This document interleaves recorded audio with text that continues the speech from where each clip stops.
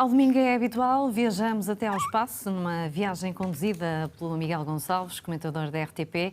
Miguel, muito bom dia. Bom dia, Cristiana. Vamos começar por falar do telescópio espacial James Webb, que continua a desafiar as ideias sobre tecnologia e evolução do universo. E o que será de uma semana astronómica sem falar do James Webb, tal não é, um manancial de observações que acabam por, eu não diria confundir, mas ajudar os astrónomos a encontrar outras explicações para a grande teoria que explica a evolução do universo, a teoria do Big Bang.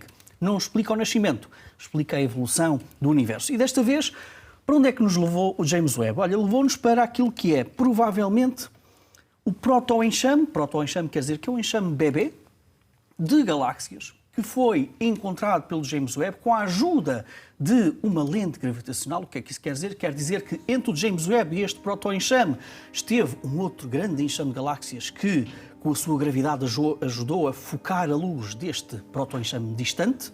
E quando eu digo distante, é distante no espaço, mas muito primordial no tempo. O proto-enxame que nós estamos a ver, algumas destas galáxias desse proto-enxame que estamos a ver nestas imagens, levam-nos até uma altura em que o universo, Cristiana, tinha apenas 650 milhões de anos. Muito, muito bebê.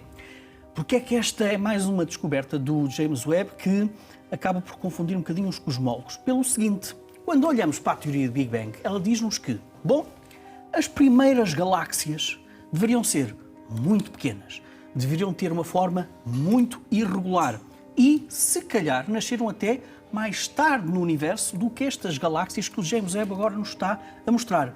É um proto-enxame de galáxias, quer dizer que nós já estamos a ver galáxias devidamente formadas, algumas até com uma característica geométrica bem definida, sejam espirais, sejam com outro tipo de forma, portanto não são irregulares, ou seja, não são uma espécie caótica de galáxias.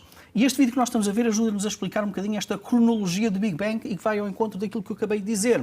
O Big Bang diz-nos que estas galáxias deveriam ser pequenas, irregulares e, eventualmente, até mais tarde, apareceram mais tarde no universo. Ora, as sucessivas observações que o James Webb nos está a dar destas distâncias mais distantes apontam-nos para, precisamente, um universo a crescer mais rapidamente, as galáxias a aparecerem mais rapidamente e mais maduras do que aquilo que nos diz a própria teoria do Big Bang. O que leva alguns cientistas a perguntar, será que é desta que a teoria do Big Bang vai cair? Bom, em primeiro lugar, em ciência não é drama se cair uma teoria, mesmo como a teoria do Big Bang. A teoria do Big Bang tem as suas fundações enraizadas no início do século passado, numa altura em que o nosso conhecimento do universo era muito diferente daquele que nós temos hoje. E os cientistas não têm medo de que até mesmo a teoria destas caia. Mas é preciso compreender o seguinte, quando nós estamos a olhar para zonas muito distantes do universo, estamos a passar também por muitas zonas de poeira.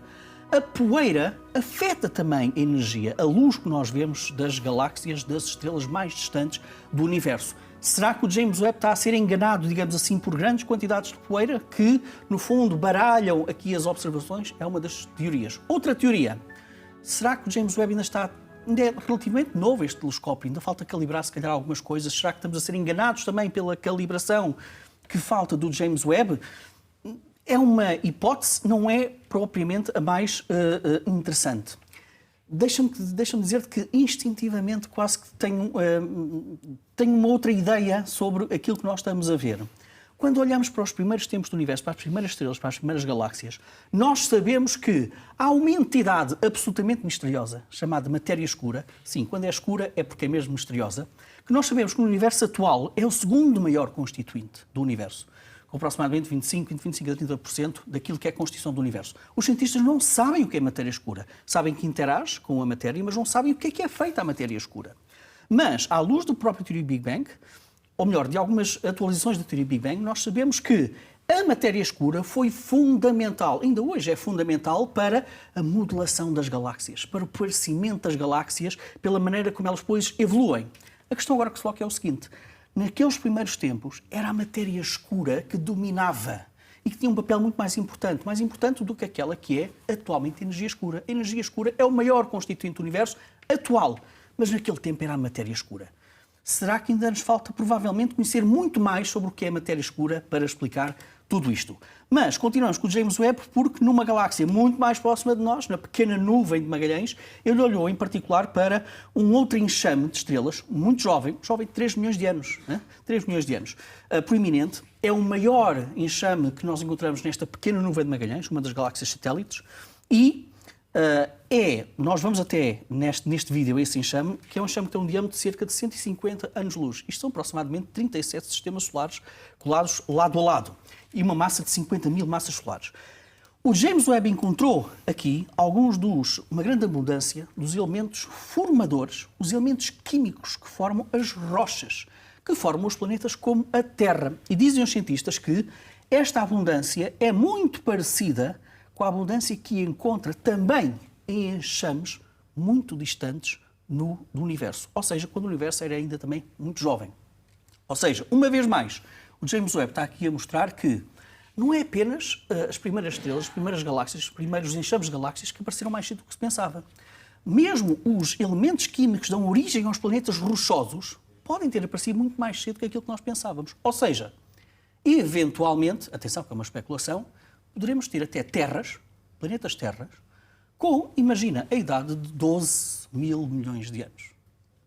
A Terra tem 4,6 mil milhões de anos. Isto quer dizer que há aqui muito tempo para planetas como a Terra possam ter aparecido e evoluído, quem sabe, até com outras inteligências. Miguel, e na última fronteira de hoje temos também novidades do Sistema Solar para contar. Vamos até Marte. Já não trazíamos Marte aqui há algum tempo. Isto porque foi divulgado esta semana um estudo que aponta para a análise de 2 sismos, tremores de terras sentidos em Marte, e ainda bem que nós tivemos lá durante algum tempo uma sonda, uma espécie de um laboratório espacial à superfície, que estava dedicado precisamente a estudar o interior de Marte, a ouvir as ondas sísmicas de Marte, a registrar as ondas sísmicas de Marte, que são muito mais fracas do que as da Terra, Cristiana. E ainda por cima, na Terra nós sabemos que os sismos estão relacionados com as placas tectónicas, não existem placas tectónicas em Marte, é tudo muito diferente, tem a ver com as diferenças de pressão e temperatura que nós encontramos por baixo da superfície de Marte.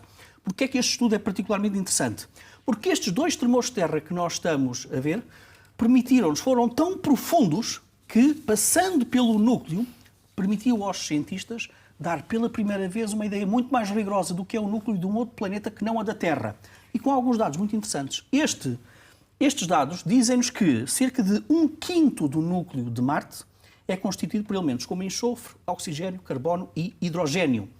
Mas há outros factos mais interessantes, como por exemplo o facto de ser mais pequeno e mais denso do que aquilo que se pensava. Sabes que à luz de muitos dos modelos que nós temos que explicam a evolução do Sistema Solar, muitos deles dizem que Marte deveria ser um planeta muito maior, muito mais maciço do que aquilo que ele é, mais parecido até com a Terra. Alguém andou por ali quando Marte ainda era muito jovem, muito bebê, e andou a roubar material que iria ser necessário para um Marte maior, provavelmente Júpiter. Este estudo diz-nos que, pois é, esse erro começou logo no núcleo. O núcleo devia ser maior.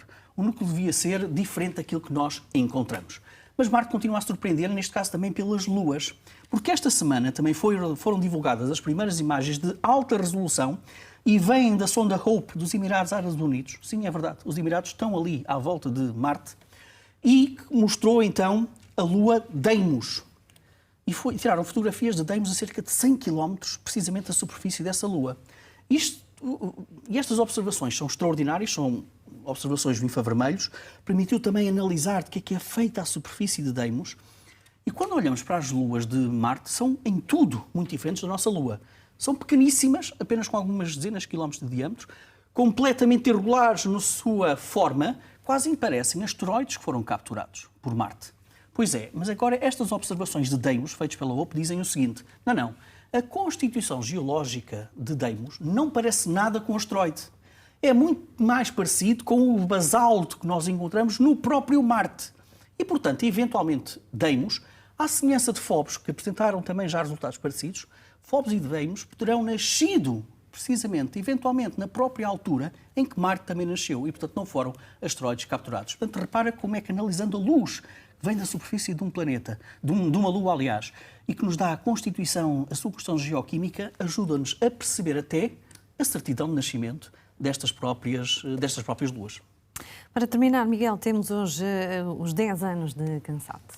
Sim, vamos celebrar aqui, precisamente, uma década da realização do concurso CANSAT. CANSAT é uma festa, autenticamente, em que alunos do ensino secundário se reúnem no aeroporto, no aeródromo de Ponte de Soura e juntam-se para quê? Para construírem, imagina só, um pequenino foguetão que tem que ter a capacidade de ter sensores a bordo para fazer leituras físicas e transmitir para um computador portátil, obviamente, à superfície.